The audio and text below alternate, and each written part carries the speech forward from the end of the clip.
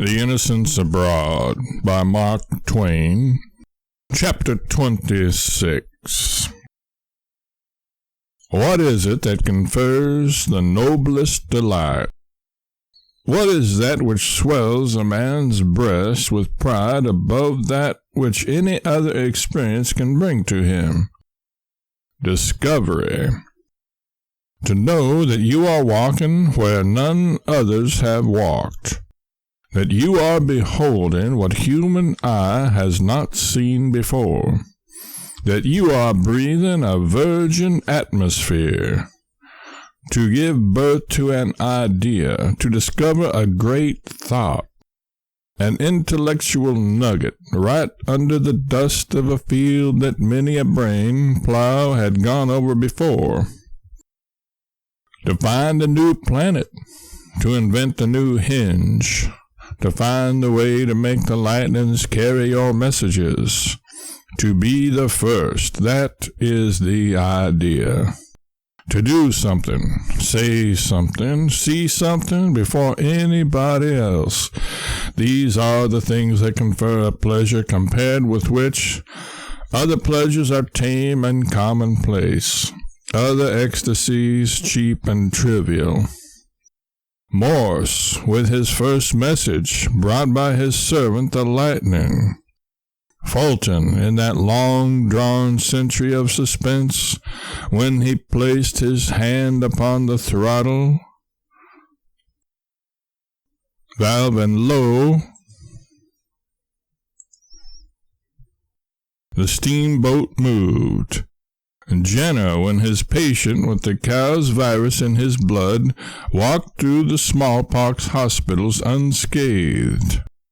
How, when the idea shot through his brain that for 120 generations the eye had been bored through the wrong end of the needle. The nameless lord of art who laid down his chisel in some old age that is forgotten now and gloated upon the finished Laocoon.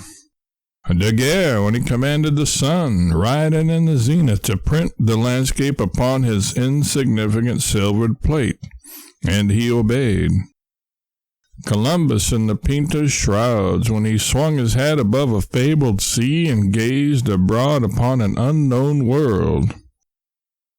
These are the men who have really lived, who have actually comprehended what pleasure is, who have crowded long lifetimes of ecstasy into a single moment. What is there in Rome for me to see that others have not seen before me? What is there for me to touch that others have not touched? What is there for me to feel, to learn, to hear, to know, that shall thrill me before it pass to others? What can I discover? Nothing. Nothing whatsoever. One charm of travel dies here. But if I were only a Roman, if added to my own I could be gifted with modern Roman sloth, modern Roman superstition, and modern Roman boundlessness of ignorance, what bewildering worlds of unsuspected wonders I would discover! Ah, if only I were a habitant of the Campagna 25 miles from Rome, then I would travel. I would go to America and see and learn and return to the Campagna and stand before my countrymen an illustrious discoverer. I would say, I saw there a country which has no overshadowing Mother Church, and yet the people survive. I saw a government which never was protected by foreign soldiers at a cost greater than that required to carry on the government itself. I saw common men and common women who could read. I even saw small children of common country people reading from books. If I dared think you would believe it, I would say they could write also. In the cities, I saw people drinking a delicious beverage made of chalk and water, but never once saw goats driven through their Broadway or their Pennsylvania Avenue or their Montgomery Street and milked at the doors of the houses. I saw real glass windows in the houses of even the commonest people. Some of the houses are not of stone, nor yet of bricks. I solemnly swear they are made of wood. Houses there will take fire and burn sometimes, actually burn entirely down and not leave a single vestige behind. I could state that for a truth.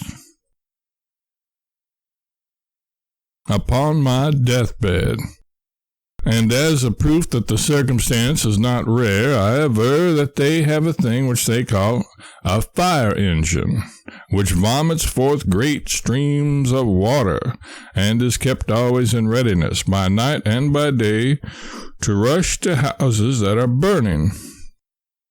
You would think one engine would be sufficient, but some great cities have 100. They keep men hired and pay them by the month to do nothing but put out fires. For a certain sum of money, other men will ensure that your house shall not burn down, and if it burns, they will pay you for it.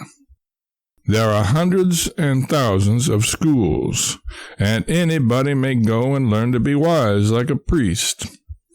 In that singular country, if a rich man dies a sinner, he is damned. He cannot buy salvation with money for masses. There is really not much use in being rich there. Not much use as far as the other world is concerned, but much, very much use as concerns this. Because there, if a man be rich, he is very greatly honored and can become a legislator, a governor, a general, a senator, no matter how ignorant an ass he is. Just as in our beloved Italy, the nobles hold all the great places, even though sometimes they are born noble idiots. There, if a man be rich, they give him costly presents, they ask him to feast, they invite him to drink complicated beverages. But if he be poor and in debt, they require him to do that which they term to settle. The women put on a different dress almost every day. The dress is usually fine, but absurd in shape. The very shape and fashion of it changes twice in 100 years. And did I but covet to be called an extravagant falsifier, I would say it changed even oftener. Hair does not grow upon the American women's heads. It is made for them by cunning workmen in the shops, and is curled and frizzled into scandalous and ungodly forms. Some persons wear eyes of glass, which they see through with facility perhaps, else they would not use them. And in the mouths of some are teeth made by the sacrilegious hand of man. The dress of the men is laughably grotesque. They carry no musket in ordinary life, nor no long-pointed pole. They wear no wide green-lined cloak. There were no peaked black felt hat, no leathern gaiters reaching to the knee, no goatskin breeches with the hair side out, no hobnailed shoes, no prodigious spurs. They wear a conical hat termed a nail keg, a coat of saddest black, a shirt which shows dirt so easily that it has to be changed every month, and is very troublesome. Things called pantaloons, which are held up by shoulder straps, and on their feet they wear boots which are ridiculous in pattern and can stand no wear. Yet, dressed in this fantastic garb, these people laughed at my costume. In that country, books are so common that it is really no curiosity to see one. Newspapers also. They have a great machine which prints such things by thousands every hour. I saw common men there, men who are neither priests nor princes, who yet absolutely owned the land they tilled. It was not rented from the church nor from the nobles. I am ready to take my oath of this. In that country, you might fall from a third-story window several times and not mash either a soldier or a priest. The scarcity of such people is astonishing. In the cities, you will see a dozen civilians for every soldier and as many for every priest or preacher. Jews there are treated just like human beings instead of dogs. They can work at any business they please. They can sell brand new goods if they want to. They can keep drugstores. They can practice medicine among Christians. They can even shake hands with Christians if they choose.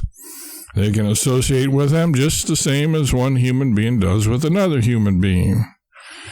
They don't have to stay shut up in one corner of the towns. They can live in any part of a town they like best. It is said they even have the privilege of buying land and houses and owning them themselves, though I doubt that myself. They never have had to run races naked through the public streets against jackasses to please the people in carnival time. There they never have been driven by the soldiers into a church every Sunday for hundreds of years to hear themselves and their religion especially and particularly cursed. At this very day, in that curious country, a Jew is allowed to vote, hold office, yea, get up on a rostrum in the public street and express his opinion of the government, if the government don't suit him. Ah, it is wonderful. The common people there know a great deal. They even have the effrontery to complain if they are not properly governed, and to take hold and help conduct the government themselves. If they had laws like ours, which give $1 of every 3 a crop produces to the government for taxes, they would have that law altered. Instead of paying $33 in taxes out of every 100 they receive, they complain if they have to pay 7. They are curious people. They do not know when they are well off. Mendicant priests do not prowl among them with baskets begging for the church and eating up their substance. One hardly ever sees a minister of the gospel going around there in his bare feet with the basket begging for subsistence. In that country, the preachers are not like our mendicant order of friars. They have 2 or 3 suits of clothing, and they wash sometimes. In that land are mountains far higher than the Alban Mountains. The vast Roman Campagna, 100 miles long and full 40 broad, is really small compared to the United States of America. The Tiber, that celebrated river of ours, which stretches its mighty course almost 200 miles, and which a lad can scarcely throw a stone across at Rome, is not so long nor yet so wide as the American Mississippi, nor yet the Ohio, nor even the Hudson. In America, the people are absolutely wiser and know much more than their grandfathers did. They do not plow with a sharpened stick, nor yet with a 3-cornered block of wood that merely scratches the top of the ground. We do that because our fathers did 3,000 years ago, I suppose. But those people have no holy reverence for their ancestors. They plow with a plow that is a sharp, curved blade of iron, and it cuts into the earth full 5 inches, and this is not all. They cut their grain with a horrid machine that mows down whole fields in a day. If I dared, I would say that sometimes they use a blasphemous plow that works by fire and vapor and tears up an acre of ground in a single hour. But I see by your looks that you do not believe the things I am telling you. Alas, my character is ruined, and I am a branded speaker of untruths. Of course, we have been to the monster church of St. Peter frequently. I knew its dimensions. I knew it was a prodigious structure. I knew it was just about the length of the Capitol at Washington, say 730 feet. I knew it was 364 feet wide and consequently wider than the Capitol. I knew that the cross on the top of the dome of the church was 438 feet above the ground and therefore about 100 or maybe 125 feet higher than the dome of the Capitol. Thus I had one gauge. I wished to come as near forming a correct idea of how it was going to look as possible. I had a curiosity to see how much I would err. I erred considerably. St. Peter's did not look nearly so large as the Capitol, and certainly not a 20th part as beautiful from the outside. When we reached the door and stood fairly within the church, it was impossible to comprehend that it was a very large building. I had to cipher a comprehension of it. I had to ransack my memory for some more similes. St. Peter is bulky. Its height and size would represent two of the Washington Capitol set on top of the other, if the Capitol were wider, or 2 blocks or 2 blocks and a half of ordinary buildings set one on top of the other. St. Peter's was that large, but it could and would not look so. The trouble was that everything in it and about it was on such a scale of uniform vastness that there were no contrasts to judge by, none but the people, and I had not noticed them. They were insects. The statues of children holding vases of holy water were immense, according to the tables of figures, but so was everything else around them. The mosaic pictures in the dome were huge and were made of thousands and thousands of cubes of glass as large as the end of my little finger, but those pictures looked smooth and gaudy of color and in good proportion to the dome. Evidently, they would not answer to measure by.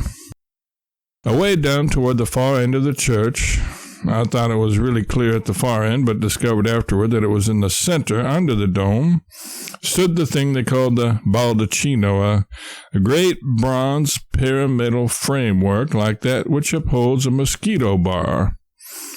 It only looked like a considerably magnified bedstead, nothing more. Yet I knew it was a good deal more than half as high as Niagara Falls. It was overshadowed by a dome so mighty that its own height was snubbed. The 4 great square piers or pillars that stand equidistant from each other in the church and support the roof, I could not work up to their real dimensions by any method of comparison. I knew that the faces of each were about the width of a very large dwelling house front, 50 or 60 feet, and that they were twice as high as an ordinary 3-story building, but still, they looked small. I tried all the different ways I could think of to compel myself to understand how large St. Peter's was, but with small success. The mosaic portrait of an apostle who was writing with a pen 6 feet long seemed only an ordinary apostle. But the people attracted my attention after a while. To stand in the door of St. Peter's and look at men down toward its further extremity 2 blocks away has a diminishing effect on them. Surrounded by the prodigious pictures and statues and lost in the vast spaces, they look very much smaller than they would if they stood 2 blocks away in the open air. I averaged a man as he passed me and watched him as he drifted far down by the baldacchino and beyond, watched him dwindle to an insignificant schoolboy, and then in the midst of the silent throng of human pygmies gliding about him, I lost him. The church had lately been decorated on the occasion of a great ceremony in honor of St. Peter, and men were engaged now in removing the flowers and gilt paper from the walls and pillars. As no ladders could reach the great heights, the men swung themselves down from balustrades and the capitals of pilasters by ropes to do this work. The upper gallery, which encircles the inner sweep of the dome, is 240 feet above the floor of the church. Very few steeples in America could reach up to it. Visitors always go up there to look down into the church because one gets the best idea of some of the heights and distances from that point. While we stood on the floor, one of the workmen swung loose from that gallery at the end of a long rope. I had not supposed before that a man could look so much like a spider. He was insignificant in size, and his rope seemed only a thread. Seeing that he took up so little space, I could believe the story then that 10,000 troops went to St. Peter's once to hear Mass, And their commanding officer came afterward, and not finding them, supposed they had not yet arrived. But they were in the church nevertheless. They were in one of the transepts. Nearly 50,000 persons assembled in St. Peter's to hear the publishing of the dogma of the Immaculate Conception. It is estimated that the floor of the church affords standing room for a large number of people. I've forgotten the exact figures, but it is no matter. It is near enough. They have 12 small pillars in St. Peter's which came from Solomon's temple. They have also, which was far more interesting to me, a piece of the true cross and some nails and a part of the crown of thorns. Of course, we ascended to the summit of the dome, and of course we also went up into the gilt copper ball which is above it. There was room there for 12 persons with a little crowding, and it was as close and hot as an oven. Some of those people who are so fond of writing their names in prominent places had been there before us. 1 million or 2, I should think. From the dome of St. Peter's, one can see every notable object in Rome, from the castle of St. Angelo to the Colosseum. He can discern the 7 hills upon which Rome is built.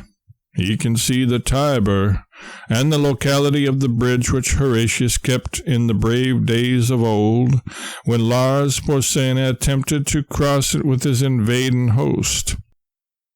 He can see the spot where the Horatii and the Curatii fought their famous battle.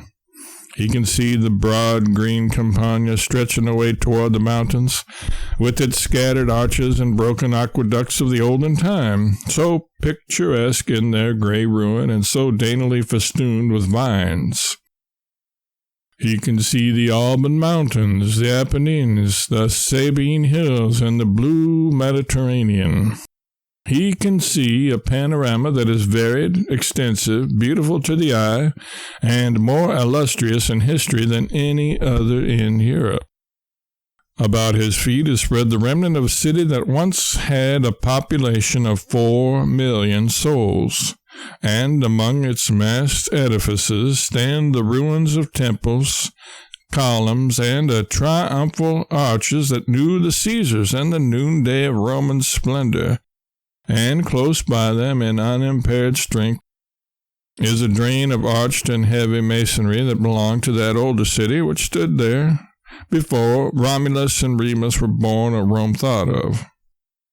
The Appian Way is here yet, and looking much as it did, perhaps, when the triumphal processions of the emperors moved over it in other days, bringing fettered princes from the confines of the earth.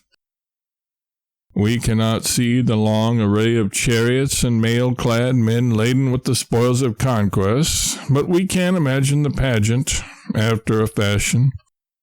We look out upon many objects of interest from the dome of St. Peter's, and last of all, almost at our feet, our eyes rest upon the building which was once the Inquisition. How times changed between the older ages and the new! Some 17 or 18 centuries ago, the ignorant men of Rome were wont to put Christians in the arena of the Colosseum yonder, and turn the wild beasts in upon them for a show. It was for a lesson as well. It was to teach the people to abhor and fear the new doctrine the followers of Christ were teaching. The beasts tore the victims limb from limb and made poor mangled corpses of them in the twinkling of an eye. But when the Christians came into power, when the Holy Mother Church became mistress of the barbarians, she taught them the error of their ways by no such means. No, she put them in this pleasant inquisition and pointed to the blessed Redeemer, who was so gentle and so merciful toward all men, and they urged the barbarians to love him, and they did all they could to persuade them to love and honor him, first by twisting their thumbs out of joint with a screw, then by nipping their flesh with pincers, red-hot ones, because they are the most comfortable in cold weather, then by skinning them alive a little, and finally by roasting them in public. They always convince those barbarians. The true religion, properly administered as the good Mother Church used to administer it, is very, very soothing. It is wonderfully persuasive also. There is a great difference between feeding parties to wild beasts and stirring up their finer feelings in an inquisition. One is the system of degraded barbarians, the other of enlightened, civilized people. It is a great pity that playful inquisition is no more. I prefer not to describe St. Peter's. It has been done before. The ashes of Peter, the disciple of the Savior, repose in a crypt under the baldacchino. We stood reverently in that place. So did we also in the Mamertine prison, where he was confined, where he converted the soldiers, and where tradition says he caused a spring of water to flow in order that he might baptize them. But when they showed us the print of Peter's face in the hard stone of the prison wall and said he made that by falling up against it, we doubted. And when also the monk at the church of San Sebastian showed us a paving stone with 2 great footprints in it and said that Peter's feet made those, we lacked confidence again. Such things do not impress one. The monk said that angels came and liberated Peter from prison by night, and he started away from Rome by the Appian Way. The Savior met him and told him to go back, which he did. Peter left those footprints in the stone upon which he stood at the time. It was not stated how it was ever discovered whose footprints they were, seeing the interview occurred secretly and at night. The print of the face in the prison was that of a man of common size. The footprints were those of a man 10 or 12 feet high. The discrepancy confirmed our unbelief. We necessarily visited the Forum, where Caesar was assassinated, and also the Tarpeian Rock. We saw the dying gladiator at the Capitol, and I think that even we appreciated that wonder of art, as much perhaps as we did that fearful story wrought in marble in the Vatican, the Laocoon, and then the Colosseum. Everybody knows the picture of the Colosseum. Everybody recognizes at once that looped and windowed bandbox with a side bitten out. Being rather isolated, it shows to better advantage than any other of the monuments of ancient Rome. Even the beautiful Pantheon, whose pagan altars uphold the cross now, and whose Venus, tricked out in consecrated gimcracks, does reluctant duty as a Virgin Mary today, is built about with shabby houses and its stateliness sadly marred. But the monarch of all European ruins, the Colosseum, maintains that reserve and that royal seclusion which is proper to majesty. Weeds and flowers spring from its massy arches and its circling seats, and vines hang in their fringes from its lofty walls. An impressive silence broods over the monstrous structure where such multitudes of men and women were wont to assemble in other days. The butterflies have taken the places of the queens of fashion and beauty of 18 centuries ago, and the lizards sun themselves in the sacred seat of the emperor. More vividly than all the written histories, the Colosseum tells the story of Rome's grandeur and Rome's decay. It is the worthiest type of both that exists. Moving about the Rome of today, we might find it hard to believe in her old magnificence and her millions of population. But with this stubborn evidence before us that she was obliged to have a theater with sitting room for 80,000 persons and standing room for 20,000 more, to accommodate such of her citizens as required amusement, we find belief less difficult. The Colosseum is over 1,600 feet long, 750 wide, and 160 feet high. Its shape is oval. In America, we make convicts useful at the same time that we punish them for their crimes. We farm them out and compel them to earn money for the state by making barrels and building roads. Thus we combine business with retribution, and all things are lovely. But in ancient Rome they combined religious duty with pleasure.